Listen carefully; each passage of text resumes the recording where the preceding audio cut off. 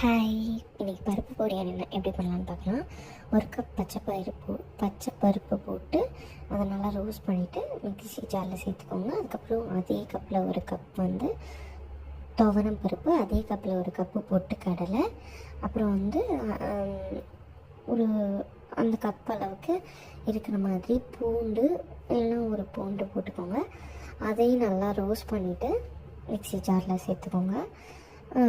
ஜீரகம், மிளகு, அப்புறம் தேவையான அளவு காஞ்ச மிளகா, உங்களுக்கு எப்படி பிடிக்குமோ காரத்துக்கு தகுந்த மாதிரி நீங்கள் மிளகா அட்ஜஸ்ட் பண்ணிக்கலாம்.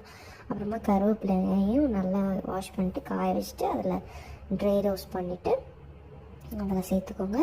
இது எல்லாத்தையும் சேர்ந்தோடனே பெருங்காயத்தூள், என்கிட்ட தூள் தான் இருக்குது, ஸோ நான் தூள் போட்டிருக்கேன்.